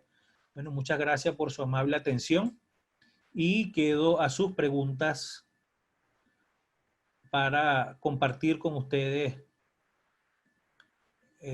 esta parte que me interesa mucho, pues, que es interactuar con ustedes a través de sus preguntas. Entonces vamos a empezar. Saludos, Sebastián de Venezuela. Buenas noches, asistencia Claudia Palomino, confirmo asistencia. Buenas noches, confirmo. Bueno, estoy abierto para los que quieran hacer sus preguntas con mucho gusto. Active su micrófono o la manda por el chat y con mucho gusto le voy a responder. No es necesario que escriban sus datos de las conferencias. Ok. Pregunta. Por estrés de Facebook. Ok. Estrés, por eso es lo que tienen diabetes, siempre está en estado de alerta, que ante todo lo que puede hacer daño, los aspectos alimenticios están siempre pendientes de los triglicéridos y colesterol, lo que todo es lo que le causa estrés y los inestabiliza emocionalmente en el metabolismo, así es. Pero ese es el problema. Muchas gracias, Colegio de Psicólogos, que pregunte Facebook por estrés. Pero el problema es que el estrés el estrés es parte de ello. Entonces, ellos le echan la culpa a todo. Y acuérdense que las cantidades, recuerden lo que yo dije que producía el cortisol. El cortisol en cantidades elevadas en el organismo, ¿qué produce? ¿Cuáles son los síntomas del cortisol alto en el cuerpo humano? Yo lo dije, ansiedad, presión sanguínea alta, musculatura cada vez débil, envejecimiento prematuro, problemas de sueño, mareo, aumento de peso, dificultad de superar enfermedades virales y bacteriales, siempre bien enfermo, alteraciones del estado de ánimo y humor, cambios en el apetito, es decir, o comen mucho o comen poco, y disminución del deseo sexual. Estas son algunas de las características o de los síntomas del cortisol alto. Recuerden que el cortisol es una hormona que segrega las glándulas suprarrenales y además tiene la función de preparar nuestro cuerpo delante de peligros, situaciones límite para responder, ¿verdad?, de manera eficiente y rápida, aumentando las posibilidades de supervivencia. Y eso es lo que hace nuestro cerebro. El cerebro lo que trata es de sobrevivir a eventos. Buenas noches. Hablaba de un evento traumático, se marca más en las edades entre los 3 a 13 años en los casos. Ok, perfecto. Muy interesante, Jessica, tu pregunta. No es que se marca en edades de los 3 a los 13 años, sino que en esas edades es donde está el desarrollo cognitivo en su pleno apogeo. O sea, existe una capacidad del cerebro humano en esas edades donde el cerebro empieza a aprender. Recuerden que los niños cuando nacen son los únicos animales de este reino, el ser humano, que cuando nacemos necesitamos hasta los 6, 7, 8 años, el ser humano depende de su cuidador primario o de su mamá. ¿Qué pasa? El niño cuando nace no es como el caballo, que el caballo o la vaca, cuando nace él se levantó y se sacudió y empezó a comer y a andar corriendo. El ser humano no, el ser humano usted tiene que cargarlo siempre pequeñito y empieza a llorar y a llorar y a llorar y a llorar y a llorar. Entonces, ¿qué pasa? El niño, el cuidador primario o la mamá, digo cuidador primario porque hay algunos que cuando nacen muere la mamá, entonces lo adopta la abuela o el papá, pues por eso yo los llamo cuidador primario. ¿Qué pasa con el niño y el cuidador primario o su mamá? La mamá funciona como un cerebro auxiliar, como un neurocórtex, como un cerebro auxiliar del niño. Entonces, todo lo que la mamá hace, el niño lo observa y el niño aprende. Entonces, va a existir una conexión o una interconexión entre la mamá y el niño. Cuando el niño dice, está llorando, ya la mamá sabe que ese llanto es de llorar. Ya la mamá identifica que ese llanto no es de llorar, que ese llanto es de que se hizo popó y que quieren que lo cambie. Entonces, todas esas características de identificación del llanto, el niño se conecta con su mamá a través de ¿qué? La mamá funciona al niño como un cerebro auxiliar y el niño va aprendiendo todo. Entonces, existe una interconexión entre la mamá y el hijo. Es lo interesante de esto. Existe una interconexión madre e hijo como un neurocorte a través de la mirada. ¿A través de qué? De los gestos, de la mirada, de las sensaciones. Además de eso, el niño cuando va creciendo, él va aprendiendo todo de su madre o de su cuidador primario, y entonces él es como una esponjita, pero no es el niño, es el hipocampo y el hipotálamo que está empezando a absorber del cerebro de una manera inconsciente a través de los sentidos. Entonces todo lo que él observa y todo lo que escucha va almacenándose. Entonces por eso es importante las edades primarias, desde los 3 hasta los 13 años. Todo lo que ese niño aprenda, sea bueno o sea malo, él lo va ¿a qué? A reproducir. Porque le dije que el cerebro trabaja por contextualización. El cerebro no le gusta pensar. El cerebro trabaja por evocación de recuerdos. El cerebro no piensa. Por eso cuando usted estudia, nosotros cuando estudiamos memorizamos o leemos muchas veces y volvemos a leer y volvemos a leer y volvemos a leer hasta que se nos aprenda la lección, los estudios. Y eso nos pasa a nosotros cuando somos estudiantes. Pero eso es lo que ocurre, pues. Entonces nosotros debemos entender eso como psicólogos. Entonces, por eso es muy importante que cuando nosotros hacemos la exploración clínica y la evaluación, saber cómo fue el desarrollo de ese niño. Preguntarle a su cuidador primario, a su mamá, cómo fue en su clase, cómo es su papá, se la lleva bien con sus hermanos, cómo es el contexto familiar. Todo eso es interesante, toda esa información, porque esto nos va a permitir contextualizar, tener ese conocimiento para aplicar, para mejorar, para hacer una buena valoración y para hacer una buena terapia, un tratamiento psicoterapéutico, pero debemos conocer el entorno, no venir y caer. Por eso es importante la valoración clínica, toda la información que nos pueda brindar el cuidador primario o la mamá o el papá de ese niño, para nosotros va a ser fundamental. El trauma también está relacionado con los problemas respiratorios tipo asma, alergia, por supuesto. Por supuesto. Recuérdense que el trastorno de estrés postraumático, hay personas que fueron abusadas, nunca le dijeron a nadie y vivieron con ese trauma toda su vida. Toda su vida hasta la etapa adulta, pero usted ve que esa persona, yo los dije, mire, lo que pasa es que yo hace rato cuando les dije que estudios científicos demuestran que niños que fueron abusados o personas que fueron abusadas en la niñez o en la adolescencia, en la etapa adulta tienen tendencia a sufrir depresión 2 veces más, ansiedad 3 veces más, trastorno de personalidad 5 veces más, trastorno de conducta 7 veces más, consumo de droga y alcohol y comportamiento antisocial, trastorno de estrés postraumático y suicidio y otro tipo de enfermedades. Por eso es importante cuando, y por supuesto, claro que sí, tiene que se va a producir lo que es la somatización y se va a producir enfermedades de manifestación física. Recuérdense que las enfermedades físicas son resultado de que las enfermedades del inconsciente se manifiestan en enfermedades físicas. El estrés, la depresión, ¿a consecuencia de qué? De un problema, de un trastorno, de la obesidad también, porque los cambios metabólicos en el organismo, ¿eso se debe a qué? A problemas de acá de la psique. Excelente. En niños abusados usualmente se sugiere trabajar primero con los padres. Se sugiere trabajar de manera integral en niños abusados. Primero identificar el problema, trabajar al niño y después a los padres. Hay que hacer terapia familiar, porque los padres deben estar integrados al problema, no el psicólogo solamente, también los padres, porque los padres también van a ser psicólogos en su casa, pues, para de alguna manera decirlo, pues. Tienen que darle, por eso es importante, y yo siempre lo he dicho, darle amor a los niños en edades tempranas, desde los 3 hasta los 13, 14, 15 años, en la etapa de adolescencia, tienen que recibir mucho amor y mucha atención. ¿Por qué? No es porque el amor, que Cupido, tiro, no, no, no, es por el efecto químico de lo que produce el amor en el cerebro. También el cerebro, el amor produce activación de hormonas que van a ser buenas en estados de equilibrio, van a ser buenas para el organismo, pues, y para el cerebro. Entonces, mucha comprensión. Dice, buenas noches, tengo entendido que las conductas repetitivas centradas en el cuerpo también pueden ser una manifestación de trauma. ¿De qué manera se interviene desde Brain Spotting o MEDER?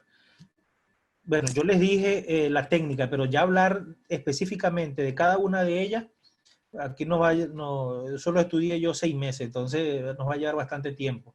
Yo hablé de cada una de ellas, pues un ejemplo, recuerden que el MDR, este modelo de terapia va a tomar en cuenta los componentes biológicos implicados en las dificultades emocionales. Escuchen bien, el MDR está implicado en las dificultades emocionales, enfocándose en las sensaciones físicas, las creencias negativas y los estados emocionales asociados a los síntomas que perturban y provocan el sufrimiento en la persona. Y desde el punto de vista del Brain Spotting, se enfoca en conectar esas reacciones emocionales y físicas que la persona experimenta a consecuencia del evento traumático en la actualidad. Estamos hablando de la actualidad, con eventos traumáticos ocurridos en el pasado. O sea, el niño fue abusado una vez, lo volvieron a abusar, o si no, un abuso físico, vino su mamá, le volvió a pegar, o maltrato, o la mamá cambió de pareja, entonces la mamá deja al papá porque el papá era borracho, después la mamá tiene otra nueva pareja, y ese papá borracho maltrataba a su hijo y maltrataba a su mamá, la nueva pareja igualmente es maltratadora y no sabemos, pues, si estamos hablando de casos hipotéticos, sea otro abusador. Entonces, esos eventos traumáticos que ese niño vivió primero con su papá y ahora con su padrastro, estos son eventos traumáticos ocurridos en el pasado que se vuelven a reactivar en el presente. Y el Brain Spotting lo que hace es identificar en el punto cerebral, perdón, y libera emociones relacionadas con esa experiencia traumática que han quedado bloqueadas. Pues, o sea, y se utiliza una luz. O sea, hablar ahorita de lo que es las terapias tendría que ser otro tema porque es bastante profundo. Pues. Apliquen terapia cognitiva conductual, que es la que común se hace. Haciendo buenas terapias cognitivas conductuales, yo he tenido muchas buenas experiencias aplicando terapia cognitiva conductual en pacientes de abuso sexual. No digo que estas terapias sean malas, pero son buenas, porque está recomendada por la Organización Mundial de la Salud. Los pacientes inmunosuprimidos bajo tratamiento con corticoides desarrollan los mismos padecimientos. Recuerden que estos tipos de pacientes hay que evaluarlos. Tiene que haber una evaluación. Tiene que existir una evaluación previa para ver cuál fue la patología que ellos tienen, por qué reciben ese tipo de tratamiento. Entonces pienso que, bueno, lo legal es que reciban primero una valoración médica, en este caso de un psiquiatra o de un neurólogo, para poder ser tratados psicoterapéuticamente y ver si tienen un problema, un trastorno de estrés postraumático y si tiene que ver mucha relación con el desarrollo del cortisol en la sangre. Por todo esto, les voy a decir algo. Por eso que yo le dije al inicio que la psicología, que ya debemos de quitarnos y de nosotros los psicólogos debemos ya aplicar el método científico por cada paciente. Debemos plantearnos un problema, una hipótesis, objetivos generales, objetivos específicos, un desarrollo, unas conclusiones y una recomendación. O sea, cada paciente debe ser visto desde el punto de vista del método científico. Cuando yo hablo del punto de vista del método científico, debemos valorar, debemos hacer historia clínica. E inclusive yo mis pacientes mando a realizar perfil hormonal. Yo como psicólogo, perfil hormonal. Todo lo que es examen de sangre. Mando a realizar resonancia magnética del cerebro. No, radiografía no, pero sí resonancia, un estudio. ¿Por qué? Porque a mí me gusta hacer una valoración integral del paciente.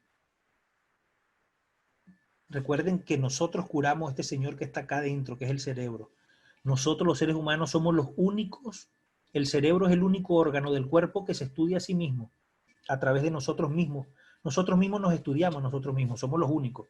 La vaca llora, el caballo llora, todos los animales lloran, están tristes, pero no entienden. Nosotros sí entendemos por qué estamos tristes y nosotros estudiamos la tristeza, nos estudiamos a nosotros mismos. Entonces, yo recomiendo hacer una valoración clínica, yo lo hago con mis pacientes, yo lo valoro de manera clínica y pormenorizada. Hago todo tipo de examen. ¿Por qué? Porque el trauma genera alteración de los procesos neurofisiológicos.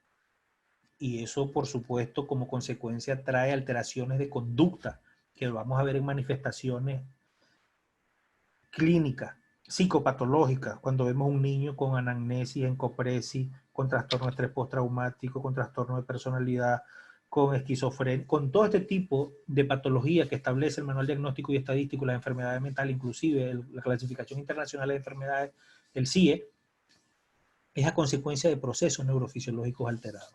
Entonces, en mi condición, que se haga una valoración previa. Vamos a ver esta otra pregunta. Un momento, disculpe, por ejemplo, los veteranos de guerra sufren de estrés. Por el estrés se da en las personas que no están preparadas para la vida, es decir, la generación de los blanditos, los débiles. No, de los débiles. Tienen los casos de los hijos no deseados que luego tendrán problemas de inseguridad que llevará a no poder enfrentar la vida, lo que sufrirán más estrés que otros. También allí habrá diabetes. Les voy a decir algo. La diabetes es el resultado de una enfermedad que se genera, ¿verdad? ¿Por qué? Porque el páncreas no genera la cantidad suficiente de insulina, pero eso se debe a que todo el cuerpo humano existe una interconexión, todos estamos interconectados. Yo les dije que la cantidad de cortisol alto o elevado de cortisol, la consecuencia de trastornos seguidos de estrés postraumático, en este caso los veteranos de guerra, no es que no estén preparados en la vida. Todos estamos preparados para la vida, si no fuésemos por el resultado de este proceso genético de creación fisiológica y biológica de la vida. ¿Qué pasa?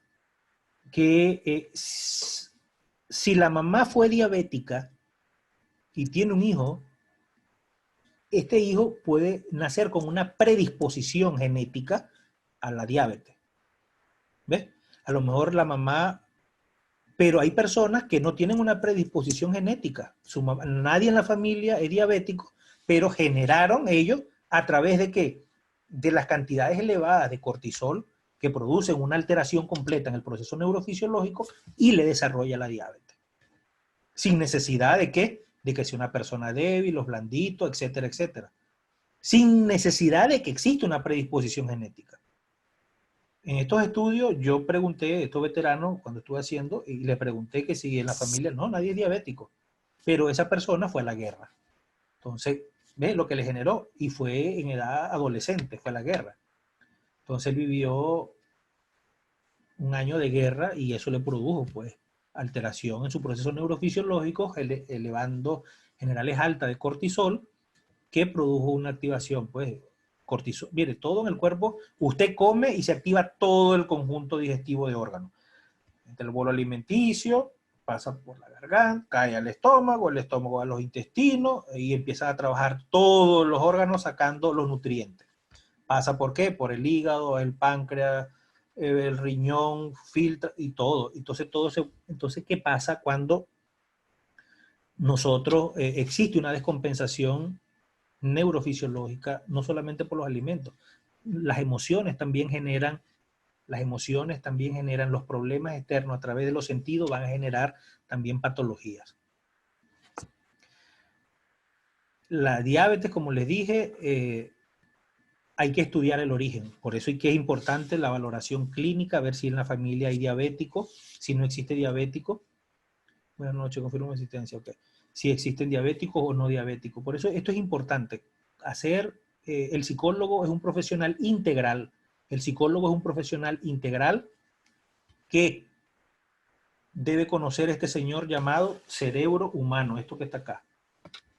La vida se genera acá, en lo que tengo yo en mis manos, en este señor que se llama cerebro. Todo se genera aquí, todo se genera acá, a través de nuestros pensamientos. Si usted tiene pensamientos negativos, usted va a activar un proceso neurofisiológico dañino para su cuerpo.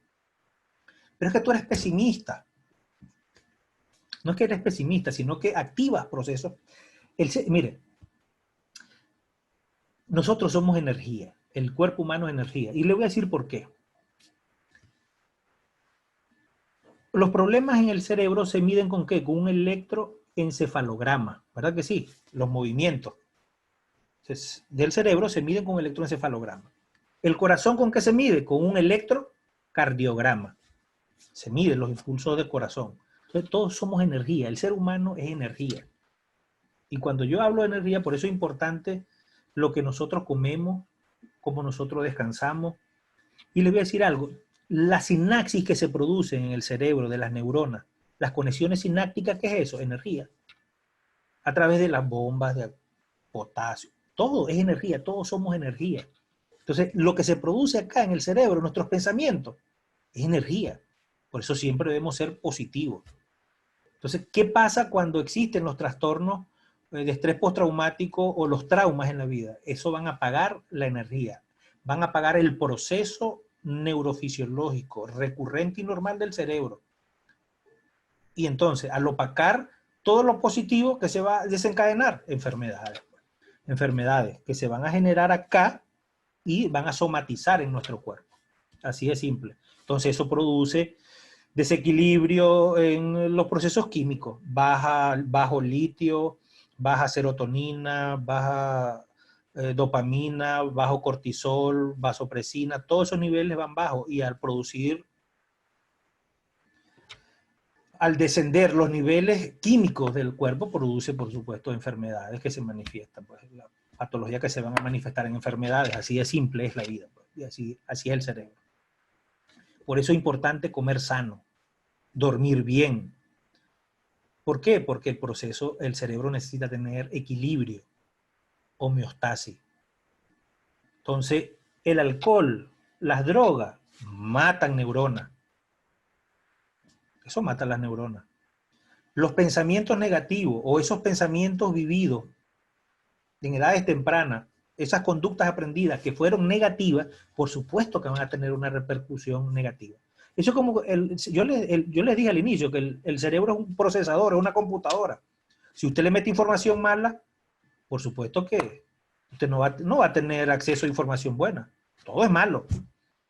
Pero si usted enseña cosas buenas, proactivas, cosas buenas, hay que leer, hay que pasear al campo, darle amor, brindar afecto, cariño, usted va a tener un ser humano afable, capacidad para afrontar la vida.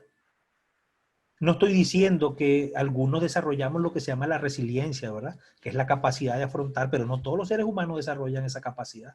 No todas. No todos los seres humanos desarrollan la resiliencia. La capacidad resiliente, pues, de afrontar, y no todo. Entonces, por eso estamos los psicólogos, por eso están los psiquiatras, para servir de apoyo, a darles esas herramientas a las personas que tienen problemas y sacarlas de donde están. ¿Alguna otra pregunta?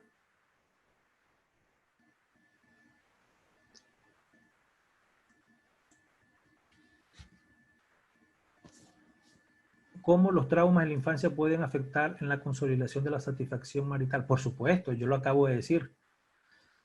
Los traumas, si un niño en edades tempranas ve abandono, ese niño, por supuesto. Si ve que su papá ha tenido diferentes parejas, mujeres, ese niño, por supuesto que va a desarrollar, tiene la capacidad de desarrollar esa tendencia. Si ese niño fue maltratado, ese niño tiene la capacidad en etapa adulta. Pero no es porque él quiere, es que eso está guardado. Y yo les digo que el cerebro trabaja por contextualización.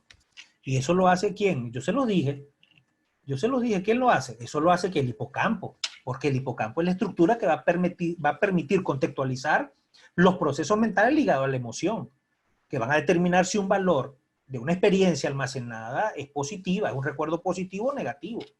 Y además de eso le dije que el hipocampo almacena recuerdo a largo plazo y actúa como mediador o directorio de recuerdos. Si él recuerda, mire, el cerebro es así.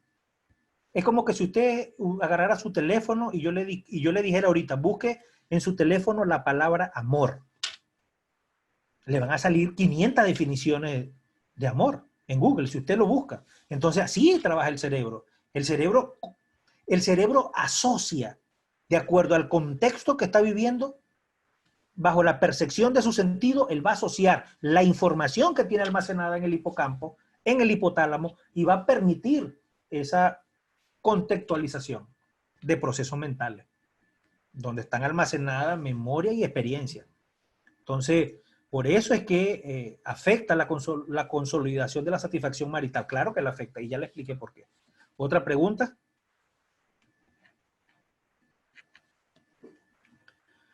¿Otra pregunta, mis estimados? Cualquier cosa, en esta página, este es un grupo que tengo, esta que usted puede ver aquí en Neuropsique. Hay bastantes libros y está muy a la orden para que usted lo descargue. Usted solicita, ese es un grupo que está en Facebook y usted lo solicita y ahí descarga mucha información que tengo para ustedes, los que quieran hacer uso de ella. Pues. Libros de todo tipo hay. Neuropsique Consulting Training es un grupo en Facebook y hay muchos libros ahí y usted lo puede descargar de estos temas que estamos hablando, de abuso sexual, de psicología forense, de psicología clínica, de psicopatología, de todos estos aspectos que estamos hablando. ¿Alguna otra pregunta? Bien, doctor Luis, creo que no hay más preguntas. Si no hay más preguntas, ya podemos culminar la conferencia del día de hoy, sin antes hacer hincapié en su agradecimiento por su tiempo. Ha sido una ponencia muy enriquecedora y creo que muchos de nosotros hemos podido aprender bastante de usted. Muchísimas gracias, doctor Luis. Bueno, estamos para servirle siempre. Recuerden, mis estimados, para ya despedirme de ustedes, hay que estudiar mucho en el área de la psicología, no quedarnos con lo que nos da la universidad. Hay mucho más afuera que aprender. Tenemos que prepararnos cada día más. Es mi consejo que les doy siempre. Hay que leer, estudiar, prepararse. Aborden cada paciente que usted tengan desde el punto de vista del método científico. Cada paciente es diferente, no es igual a otro paciente que usted haya tenido, aunque tengan los síntomas parecidos. Haga una evaluación detallada de cada paciente, de cada síntoma que presente. Investiguen siempre en los antecedentes de su infancia, cómo fue su infancia, abordar lo que es la información perinatal y prenatal. Es importante porque todo lo que ese niño haya vivido en la etapa de la adolescencia también puede estar repercutiendo en la etapa adulta. Por eso es importante abordarlo bien, hacer buena anamnesis, hacer buen examen clínico, buen examen mental, determinar las patologías. Hay que estudiar mucho psicopatología, mis estimados colegas, mis estimados estudiantes que están presentes. Eso es importante, eso es lo que a nosotros nos va a dar la cientificidad y que los colegas, que seamos mejores cada día y que los médicos psiquiatras no nos vean como profesionales de tercera ni de segunda, porque nos ven así raro a nosotros los psicólogos. Eso no solamente en todos los países de Latinoamérica, nos ven así raro. Por eso es que yo los exhorto que nos preparemos para que nosotros también le hablemos con fundamento científico, que conozcamos este órgano que se llama cerebro humano, esto que está acá que tengo en mi mano, que cada una cumple de estas funciones, de estas áreas que yo estoy tocando, cumple una función. Eso es interesante, mis estimados colegas, que nosotros los manejemos.